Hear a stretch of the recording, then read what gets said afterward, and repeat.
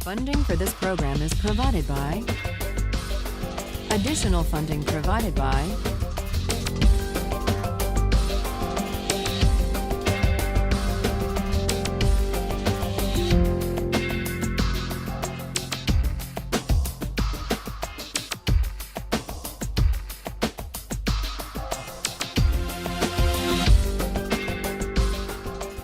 We turn to Aristotle after examining theories, modern theories of justice, that tried to detach considerations of justice and rights from questions of moral desert and virtue. Aristotle disagrees with Kant and Rawls. Aristotle argues that justice is a matter of giving people what they deserve. And the central idea of Aristotle's theory of justice is that in reasoning about justice and rights, we have unavoidably to reason about the purpose or the end or the telos of social practices and institutions. Yes, justice requires giving equal things to equal persons, but the question immediately arises in any debate about justice, equal in what respect? And Aristotle says we need to fill in the answer to that question by looking to the characteristic end or the essential nature or the purpose of the thing we're distributing. And so we discussed Aristotle's example of flutes, who should get the best flutes, and Aristotle's answer was the best flute players. The best flute player should get the best flute because that's a way of honoring the excellence of flute playing. It's a way of rewarding the virtue of the great flute player. What's interesting, though, and this is what we're going to explore today, is that it's not quite so easy to dispense with teleological reasoning when we're thinking about social institutions and political practices. In general, it's hard to do without teleology when we're thinking about ethics, justice, and moral argument. At least that's Aristotle's claim, and I would like to bring out the force in Aristotle's claim by considering two examples. One is an example that Aristotle spends quite a bit of time discussing, the case of politics. How should political offices and honors, how should political rule be distributed? The second example is a contemporary debate about golf and whether the Professional Golfers Association should be required to allow Casey Martin, a golfer with a disability, to ride in a golf cart. Both cases bring out a further feature of Aristotle's teleological way of thinking about justice, and that is that when we attend to the telos or the purpose, sometimes we disagree and argue about what the purpose of a social practice really consists in, and when we have those disagreements, part of what's at stake in those disagreements is not just who will get what, not just a distributive question, but also an honorific question. What qualities, what excellences of persons will be honored? Debates about purpose and telos are often, simultaneously, debates about honor.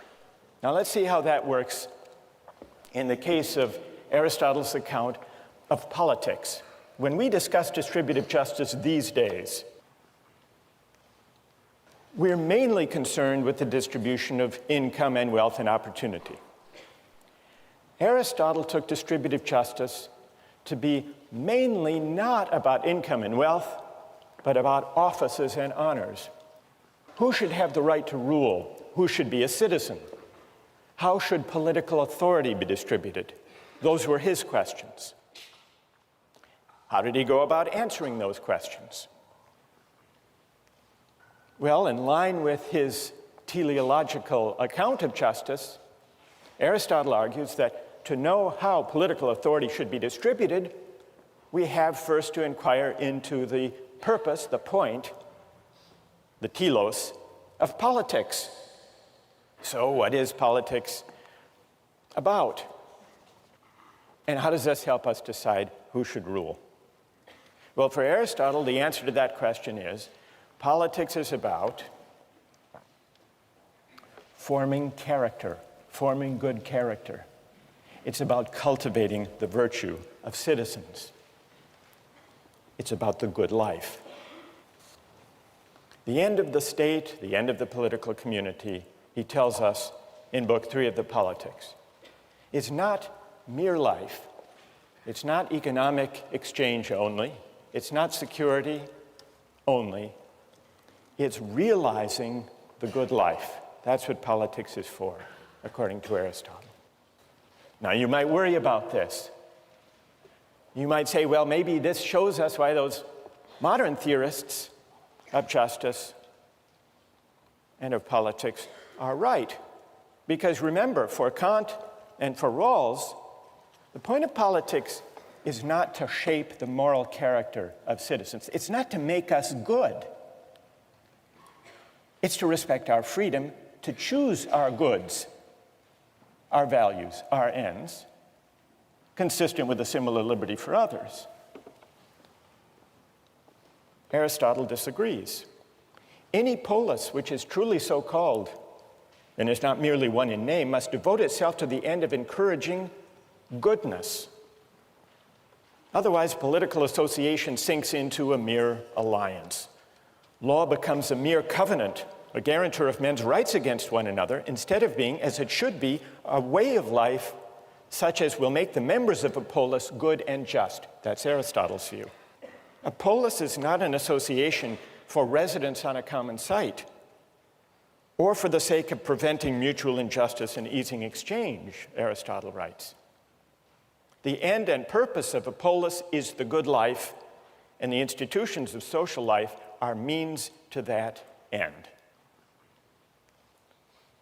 Now, if that's the purpose of politics, of the polis, then Aristotle says we can derive from that the principles of distributive justice, the principles that tell us who should have the greatest say, who should have the greatest measure of political authority.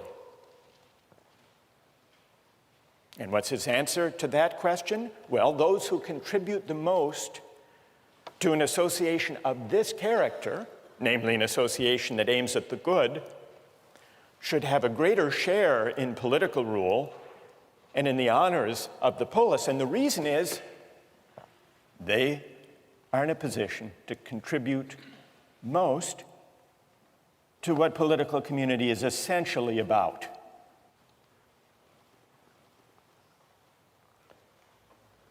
Well, so you can see the link that he draws between the principle of distribution for citizenship and political authority and the purpose of politics.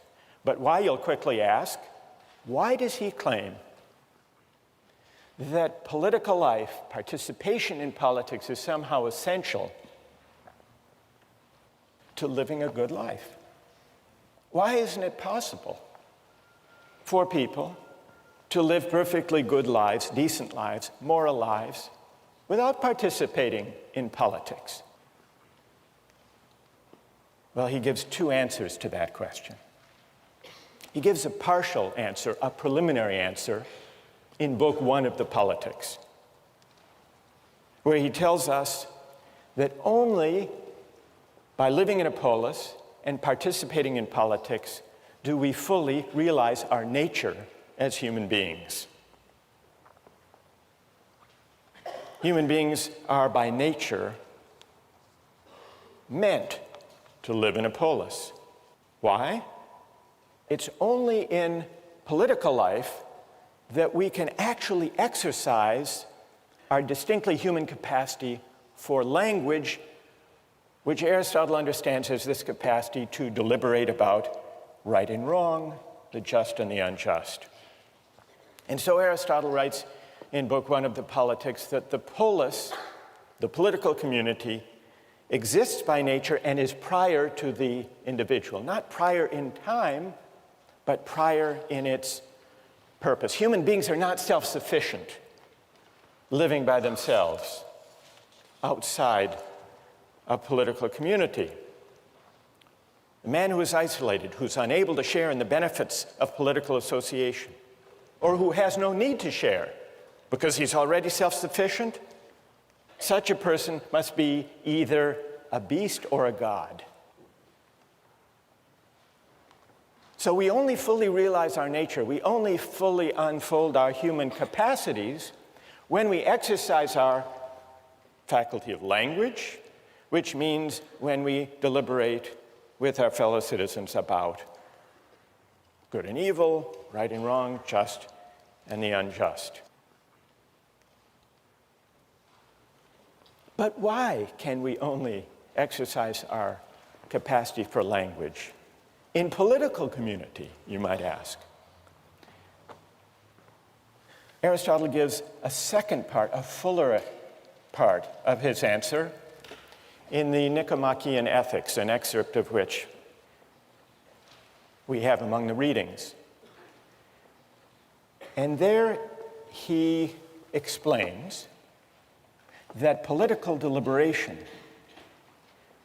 living the life of a citizen, ruling and being ruled in turn, sharing in rule, all of this is necessary to virtue. Aristotle defines happiness not as maximizing the balance of pleasure over pain, but as an activity of the soul in accordance with virtue. And he says that every student of politics must study the soul because shaping the soul is one of the objects of legislation in a good city. But why is it necessary to live in a good city in order to live a virtuous life? Why can't we just learn good moral principles at home or in a philosophy class or from a book? Live according to those principles, those rules, those precepts, and leave it at that. Aristotle says virtue isn't acquired that way. Virtue is only something we can acquire by practicing, by exercising the virtues. It's the kind of thing we can only learn by doing. It doesn't come from book learning.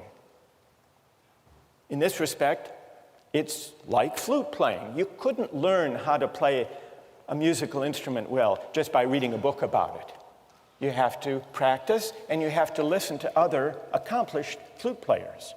There are other practices and skills of this type. Cooking. There are cookbooks, but no great chef ever learns how to cook by reading a cookbook only. It's the kind of thing you only learn by doing. Joke telling is probably another example of this kind. No great comedian learns to be a comedian just by reading a book on the principles of comedy. It wouldn't work. Now, why not? What do joke telling and cooking and playing a musical instrument have in common, such that we can't learn them just by grasping a precept or a rule that we might learn from a book or a lecture? What they have in common is that they are all concerned with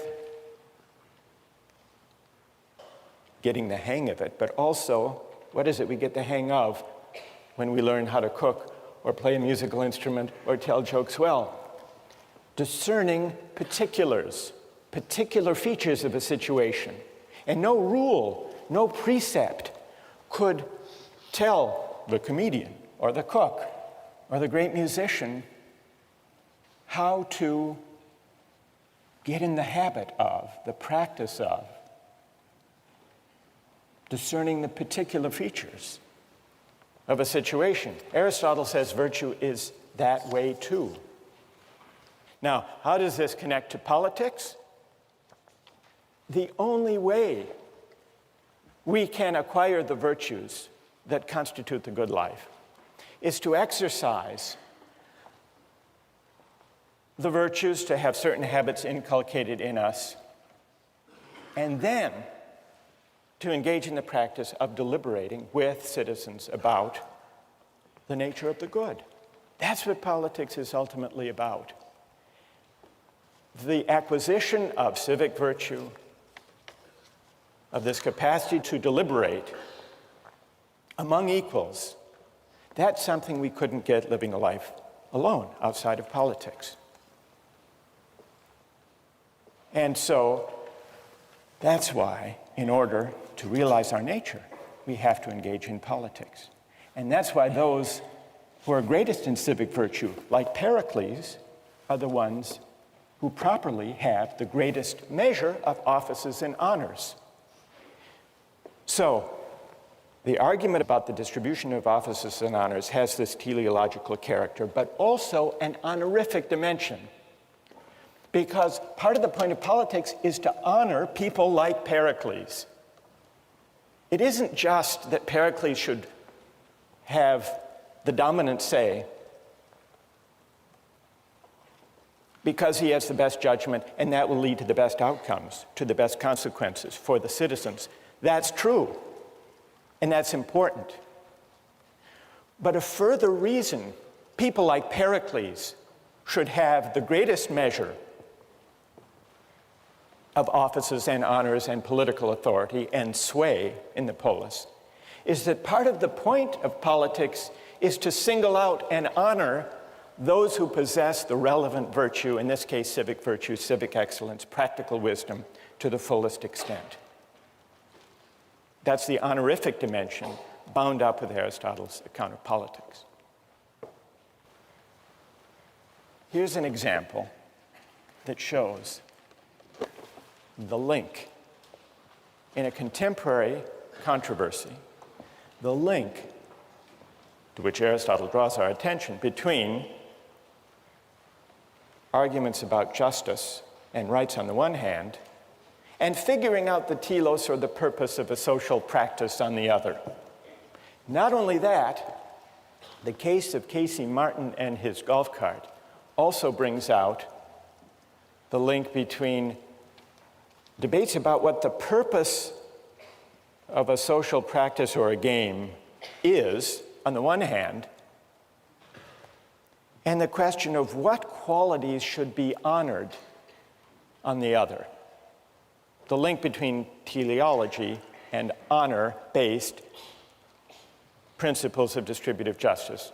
Who was Casey Martin? Well, Casey Martin is a very good golfer, able to compete at the highest levels of golf, but for one thing. He has a rare circulatory problem in his leg that makes it very difficult for him to walk. Not only difficult, but dangerous. And so he asked the PGA, which governs the Pro Tour in golf, to be able to use a golf cart when he competed in professional tournaments. The PGA said no, and he sued under the Americans for Disabilities Act. He sued in a case that went all the way to the United States Supreme Court. The question the Supreme Court had to answer was, does Casey Martin have a right that the PGA allow him to use the golf cart on the tour, or not? How many here think that, from a moral point of view, Casey Martin should have a right to use a golf cart? And how many think that he should not have a right to a golf cart in the tournaments? So the majority are sympathetic to Casey Martin's right, though a substantial minority disagree. Let's first hear from those of you who would rule against Casey Martin. Why would you not say that the PGA must give him a golf cart? Yes. Since the inception of golf, because it's been part of the sport, it's now intrinsically part of golf, walking the course. And thus, because it's intrinsic to golf, I'd argue that not being able to walk the course is just not being able to perform an aspect of the sport which is necessary to performing at a professional level. Good. Stay there for a minute. What's your name? Tommy. Are you a golfer, by the way, Tom? Not so much, but yeah, a little bit. Are there any golfers here? I mean, real golfers? Thank you, Professor. That was No. I'm just taking your word for it. Who are there? Is there someone here on the golf team? Yes? Tell us your name and tell us what you think. My name is Michael, and I usually take a cart, so probably the probably the wrong person to ask. Is that why your hand went up slowly when I... Yes. All right. But Tom is saying, Tom said a minute ago that at least at the professional level, walking the course is essential to the game. Do you agree? I would, yes. You do? Then why do you take a cart? And you call yourself a golfer? No, no. I'm kidding. What do you say to that? When I have walked a course, it does add tremendously to the game. Makes it a lot harder, it really does. Yeah? All right, let's hear, Michael and Tom, stay there. Let's hear from people who say that he should have a right to a golf cart. Why? Who's prepared to defend that position? Yes. Well, I think the PGA should definitely be required to give him a golf cart because they argue in the decision that it's not just a matter of he's not experiencing fatigue. For him, he's still walking about a mile. The cart can't go everywhere with him. And in that mile, he's still experiencing more fatigue and pain than a healthy player would. So it's not as if you're removing the disadvantage. What's your name? Riva. Riva, what do you say to Tom's point that walking the course is essential to the game? It would be as if a disabled player could play in the NBA but not have to run up and down the court. Well, I think there are two responses to that. First, I don't think it's essential to the game because most golfers who play, particularly recreationally, don't play with a cart.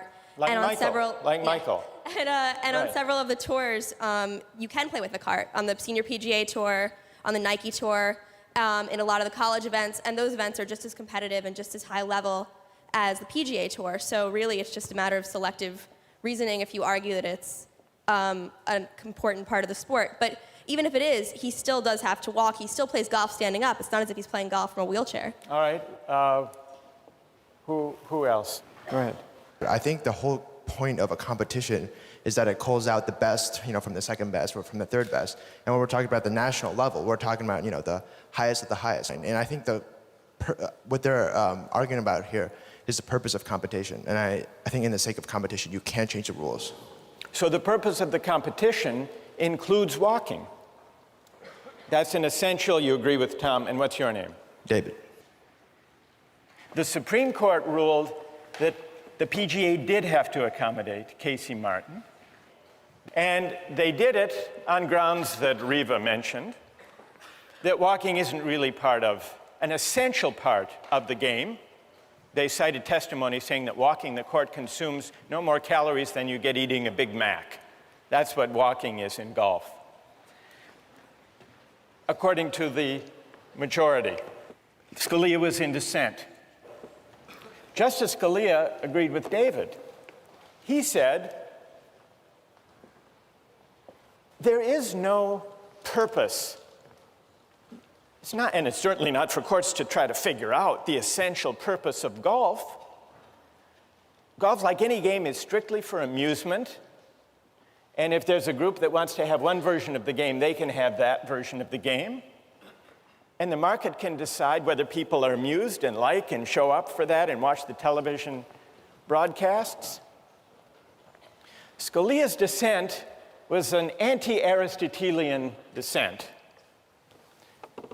Because notice two things about the argument. First, we're thrust into a discussion about what the essential nature or purpose or telos of golf really is. Does it include walking? And here's something I think is rumbling beneath the surface of this debate. Whether walking partly determines whether golf is really an athletic competition. After all, the ball sits still. You have to put it in a hole. Is it more like basketball, baseball, and football, golf, an athletic competition? Or is it more like billiards? The ball sits still there, too. You can be out of shape and succeed. It involves skill, but not athletic skill. Could it be that those professional golfers who excel at golf have a stake in golf being honored and recognized as an athletic event, not just a game of skill like billiards? And if that's what's at stake, then we have a debate about the purpose, the teleological dimension, and also a debate about honor. What virtues, really, does the game of golf honor and recognize? Two questions to which Aristotle directs our attention. We'll continue on this case next time.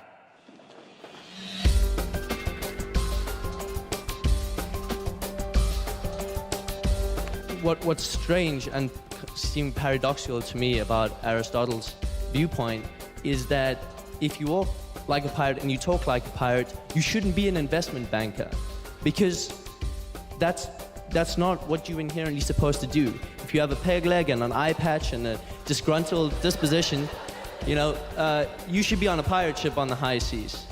So he doesn't. Some would say the distinction between the two vocations is not as clear as you suggest. When we ended last time, we were talking about whether Casey Martin has a right to ride in a golf cart in the PGA tournaments. And it's worth remembering how we got into this debate and what's at stake for an understanding of political philosophy. Remember, we were looking at Aristotle's theory of justice, and one way of describing his approach to justice, we've called it teleological. Teleological because he says to allocate rights, we first have to figure out the purpose or the end of the social practice in question. Another way of describing Aristotle's account of justice is that justice is for him a matter of fit. It's a matter of fitting persons with their virtues and excellences to the appropriate roles. Now, I want to finish our discussion about Casey Martin and his claim for a golf cart, and then go back to one more consequential application in Aristotle, namely the question of slavery. What do you think about Casey Martin's request? Should there be an accommodation or not, given the nature of the game and of the tournament and its purposes? Isn't it discrimination if he's not provided the golf cart as an accommodation, say some?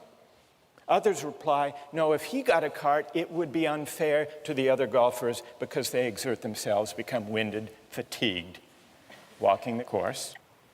That's where we left it. What about the fairness argument? Okay, Jenny.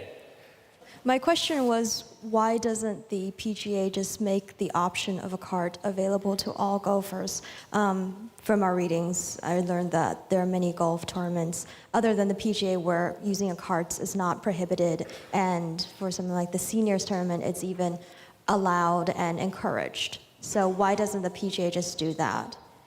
Let everybody use a cart. Or give everyone the option of using a cart and let them pick. So the traditionalists can say, well, I still choose to walk the course, but I do that knowing that I will be more tired at the end than the people who took the cart. Good. All right, so what about Jenny's solution? For the sake of fairness, don't give Casey Martin an advantage, if indeed there is an advantage to riding in a cart. Let everyone who wants to use a cart. Is everyone happy with that solution? Does it put to rest this whole dilemma? Who has an answer for Jenny? Yes. As was brought up last time, if you do that, you kind of ruin some of the spirit of golf, as a lot of people like to see it, if you let everybody take a cart. Even though it gives everybody the same playing field now, it sort of makes golf less of an athletic game, like you pointed out last class. It's just like if someone decides to go into another sport and they want an advantage, like if you have swimming, and then you say, okay, he wants flippers, so why don't we just allow everyone to have flippers during swimming? And what would that do to the Olympic swimming competition if people were free to use Jenny? And here, we better let Jenny reply to this. Da says, it would sort of spoil the spirit of the athletic competition, as if in Olympic swimming you let anyone who wanted to swim with flippers. All right, Jenny, what do you say to Da? It would spoil the spirit of it. You're also ruining the spirit of golf by not letting people who are really passionate about the game and very good at it compete simply because of an aspect of golf which is not... The main point of golf is you use this club to make strokes and hit it into a hole. I'm sorry, I'm not a golfer, but that's basically the gist of the game from what I see it. And I was reading the PGA versus Casey Martin decision. That was one of the sentences that they said is because walking the course is not an inherent part of golf, only swinging the club is. Good, so Jenny replies to Da, well, it isn't really essential anyhow to walk the course. So we're back to the purpose. I mean, I'm sure there are, like wheelchair basketball, there are certain different competitions that can be made for people who may only be able to use their arms. Right. Yes. Michael, what do you think? And you just said that there's stuff like wheelchair basketball, where if you can't play basketball, there's another option. I think there's other options than the PGA Tour, but the PGA Tour is like, it's the best, it's the pinnacle, and you have to have certain requirements fulfilled to perform. All right, Michael, you want to say to Casey Martin, there is such a thing as the Special Olympics for those who are disabled. Go play in the golfing version of the Special Olympics. That's what you would say, Michael. Yeah. I think that walking is part of the sport of golf, and Casey Martin, if you can't walk the course, then I don't think you should be able to play on the PGA. All right, good. Thank you very much for that exchange. What comes out of this exchange that goes back to Aristotle's theory of justice? Well, one thing is the question, is walking an essential part of golf?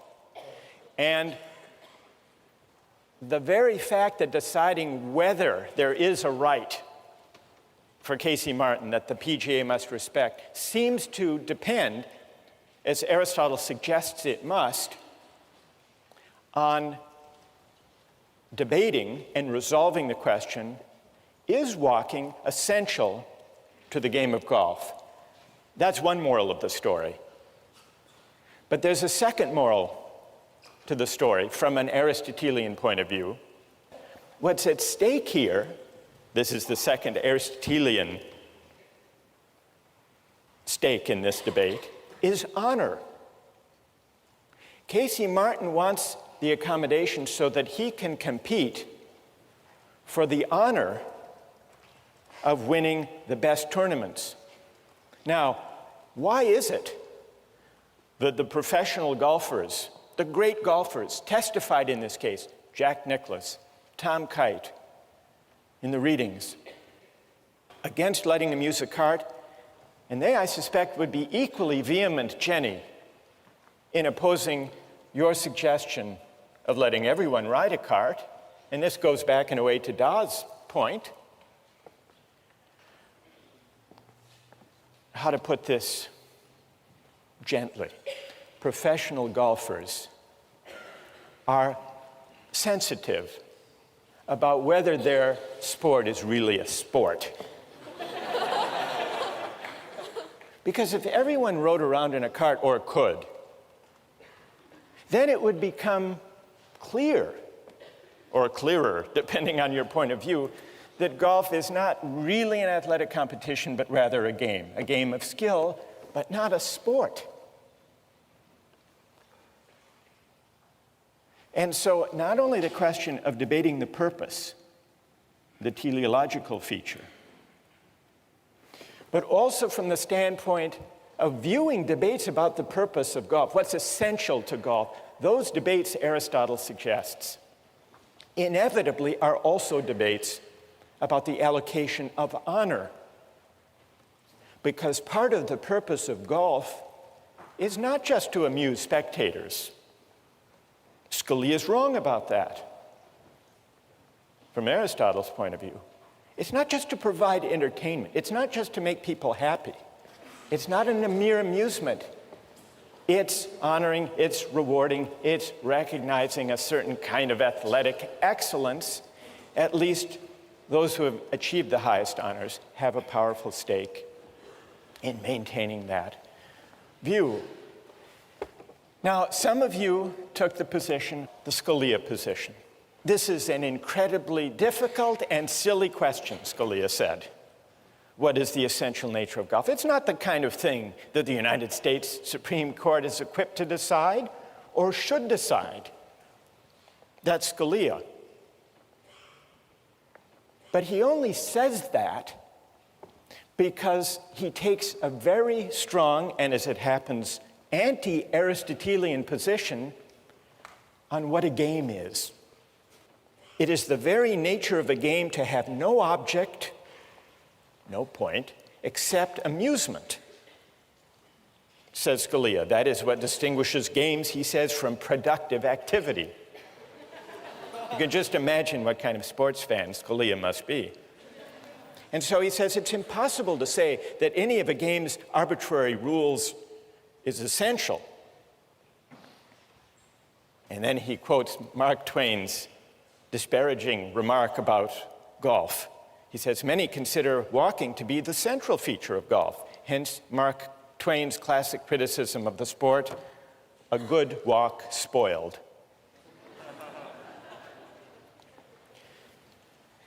But Scalia misses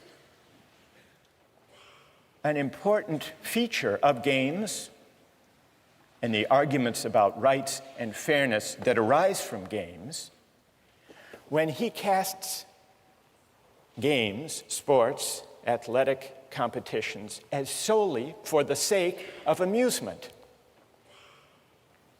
as solely a utilitarian activity. But an Aristotelian view of sports says, no, it's not just about amusement. Real sports, real athletic events are also about appreciation, not just amusement. And people who follow sports and care about sports and play sports know this, which is another way of saying there's a difference between a sport and a mere spectacle. And the difference is that a sport is a practice that calls forth and honors and prizes certain excellences, certain virtues, and the people who appreciate those virtues are the true fans, the informed fans, and for them, watching the sport is not mere amusement, but that means that it's always possible to make sense of a debate about what feature of a sport is essential to it. We can make sense of these arguments. Never mind the question whether the court should decide. The PGA, in its own internal deliberations, can make sense of that debate, which is why they cared very much about their view, insisting on their view, that walking and exertion and fatigue are essential, not peripheral parts of sport. Well, this is all to illustrate the teleological and the honorific feature of debates about rights, which Aristotle says we need to take account of in thinking about justice. Now, I want to begin for us to consider whether Aristotle's theory of justice is right or wrong, whether it's persuasive or unpersuasive. And I want to get your thoughts about that. But I want to anticipate one obvious and important objection.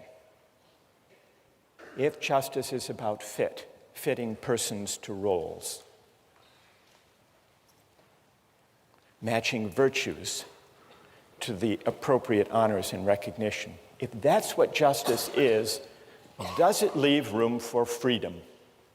And this is one of the main objections to Aristotle's teleological account of justice. If certain roles, social roles, are fitting or appropriate to me, where does that leave my right to choose my social roles, my life purposes for myself? What room does teleology leave for freedom? And in fact, you may remember, Rawls rejects teleological accounts of justice because he says that teleological theories of justice threaten the equal basic rights of citizens. So let's begin to examine whether Aristotle is right, and in particular, whether his teleological way of thinking about justice is at odds with freedom. Now, one obvious reason to worry is Aristotle's defense of slavery. He defends slavery, which existed as an institution in the Athens of his day. Well, what is his defense of slavery?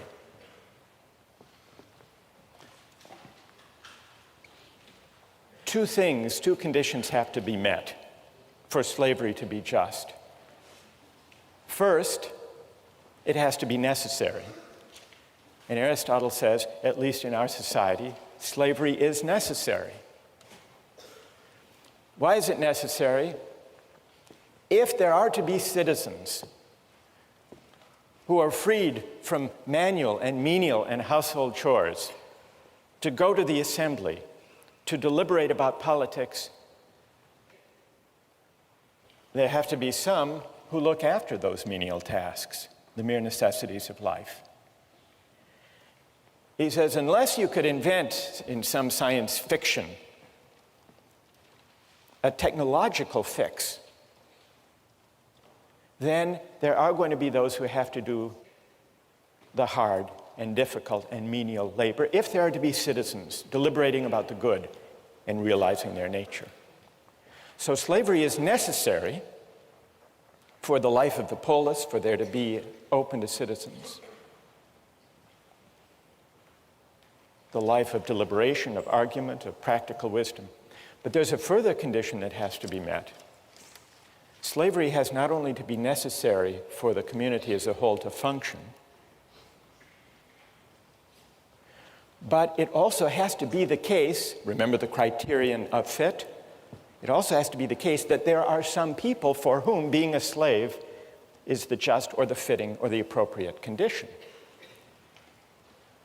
Now, Aristotle agrees that by his own standards, both of those conditions must be met, must be true, if slavery is to be just.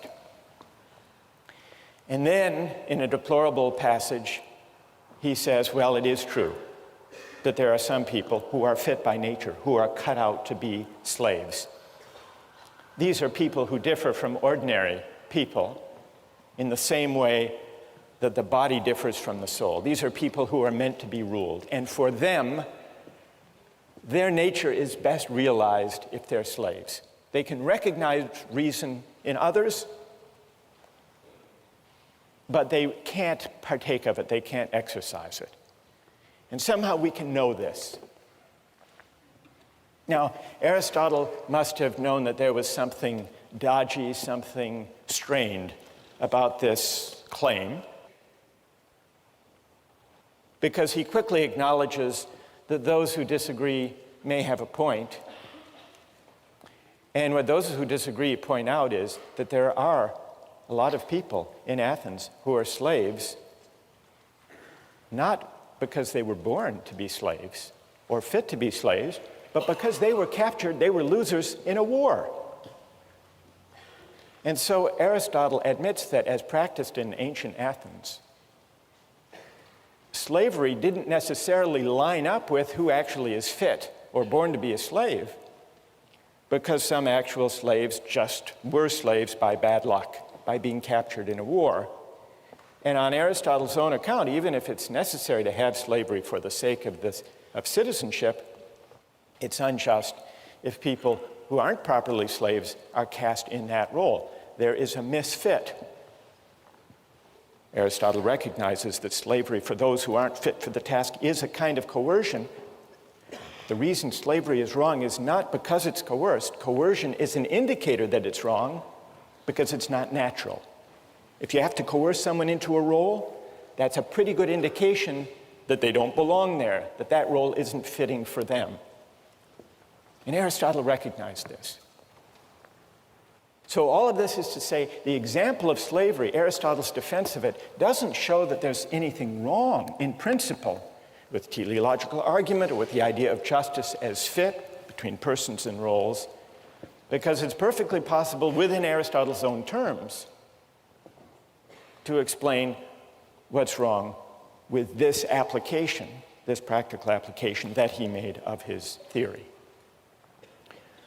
I want to turn to the larger challenge to Aristotle in the name of freedom, but before I do that, I want to see what people think of Aristotle's account of justice as fit, his teleological way of reasoning about justice, and the honorific dimension of rights and of distributive justice that emerged in our discussion of flutes and politics and golf.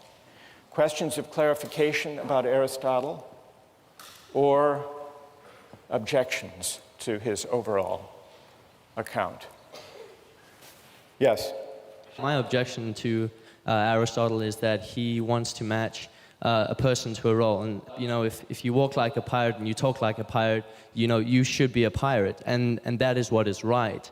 And so what's strange and seemed paradoxical to me about Aristotle's viewpoint is that if you walk like a pirate and you talk like a pirate, you shouldn't be an investment banker, because that's not what you're inherently supposed to do. If you have a peg leg and an eye patch and a disgruntled disposition, you know, you should be on a pirate ship on the high seas.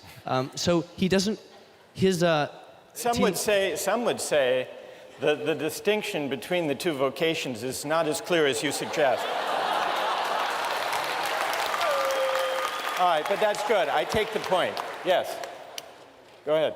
It just seems to ignore individual rights. So I might be the perfect janitor in the whole world, and I can do that job the most efficiently out of anybody that exists right now, but I might not want to do that. I might want to do any other number of pursuits, and it seems to say that that isn't really a good option for me. All right, and what's your name? Mary Kate? Good. All right, let's take a couple more. Yes? I think that the golf cart exchange sort of brought up what I see as my main objection to this theological mode of reasoning. I mean, Michael, I think that was your name, right? Believes that walking is an inherent part of golf. Myself, I believe that walking is not an inherent part of golf. And I feel that no matter how long we debate this particular point of contention, we're never going to reach an accord. The theological framework of reasoning, I believe, doesn't really allow us to come to any sort of agreement. All right, and what's your name? Patrick. Patrick. All right, let me try to address this set of objections to Aristotle. Let me start with Patrick's. It's an important objection. We had a debate about whether walking is essential to golf, and even in so seemingly trivial, or at least contained a case as that, we couldn't agree. How can we possibly hope to agree when the stakes are higher and when we're debating the fundamental purposes or ends of political community? And so if we can't agree on what the ends or the goods of our shared public life consist in, how can we base justice and rights on some notion of what the end or the purpose or the good consists in? That's an important objection, so much so that much modern political theory takes that worry about disagreement over the good as its starting point and concludes that justice and rights and constitutions should not be based on any particular conception of the good or the purposes of political life, but should instead provide a framework of rights that leaves people free to choose their conceptions of the good, their own conceptions of the purposes of life. Now, Mary Kate said, what if a person is very well suited to having a certain role, like the role of being a janitor, but wants something else, wants to reach higher, wants to choose another way of life? So that goes back to this question about freedom. If we take our bearing as persons from roles that are said to fit our nature, shouldn't it at least be up to us to decide what those roles are? In fact, shouldn't it be up to us to define what roles are suitable to us? And that's going to take us back to the confrontation between Aristotle on the one hand and Kant and Rawls on the other. Kant and Rawls think Patrick has a point. They say precisely because people disagree in pluralist societies about the nature of the good life, we shouldn't try to base justice on any particular answer to that question. So they reject teleology. They reject the idea of tying justice to some conception of the good. What's at stake in the debate about teleology, say Rawlsian and Kantian liberals, is this. If you tie justice to a particular conception of the good, if you see justice as a matter of fit between a person and his or her roles, you don't leave room for freedom. And to be free is to be independent of any particular roles or traditions or conventions that may be handed down by my parents or my society. So in order to decide as between these two broad traditions, whether Aristotle is right or whether Kant and Rawls are right, we need to investigate whether the right is prior to the good, question one, and we need to investigate what it means to be a free person, a free moral agent. Does freedom require that I stand toward my roles, my ends, and my purposes as an agent of choice, or as someone trying to discover what my nature really is? Two big questions, and we'll take them up next time.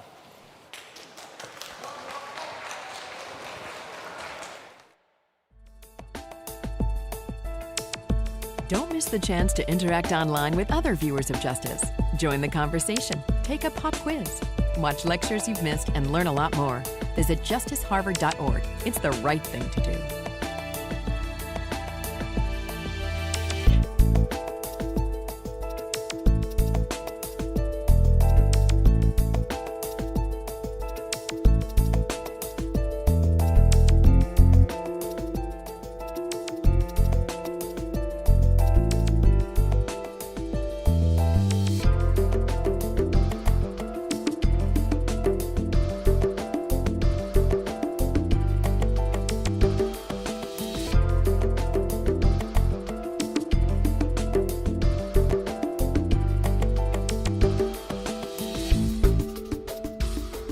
Funding for this program is provided by Additional funding provided by